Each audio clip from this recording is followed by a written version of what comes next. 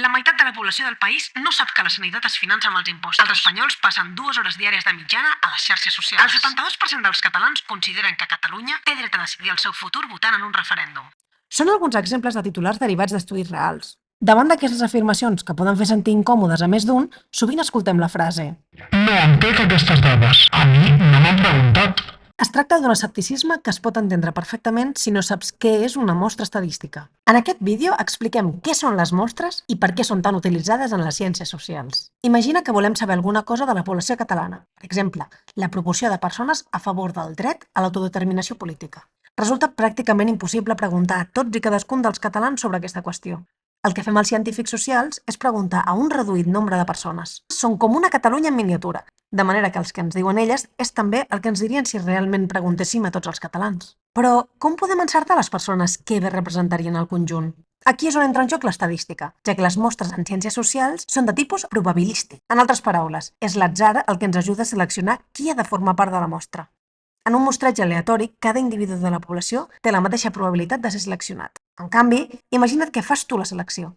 Per practicitat, potser interrogaràs a persones del teu barri o de la teva xarxa social. No obstant, la gent d'un barri pot diferir en molts aspectes de la gent d'un altre barri, per exemple, en ingressos salarials, la proporció de persones immigrants, el nivell d'estudis, etc. I ja no diguem si només preguntes a les persones de la teva xarxa. Difícilment serà un bon retrat del conjunt de Catalunya. L'atzar, per contra, selecciona de manera imparcial i uniforme a tots els catalans. Així, les mostres probabilístiques ajuden a capturar les variacions naturals en una població i eviten que un grup o característiques es vegin sobrerepresentades i uns altres estiguin infrarrepresentats. L'atzar també ens pot proporcionar mostres que difereixen fins a cert punt del conjunt. Catalunya, en el nostre exemple. Aquesta diferència és el que en diem error mostral. L'estadística té alguns instruments que permeten conèixer quant d'error hi ha i tenir-lo en compte a l'hora d'interpretar els resultats. L'error depèn, sobretot, de la mida de la mostra. Contra més gran, menys error.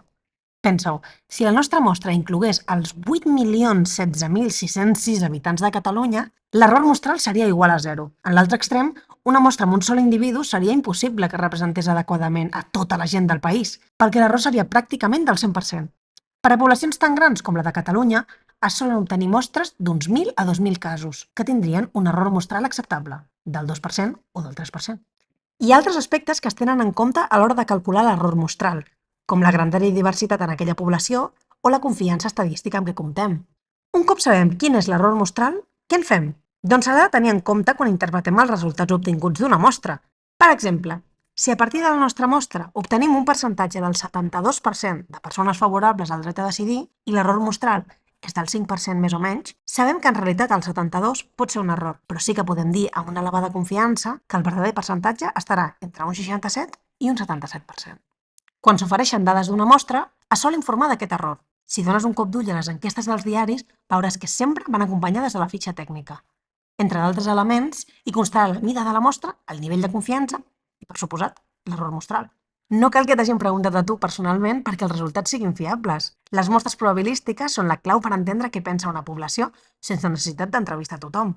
És tota una meravella. Així que a partir d'ara ja ho saps.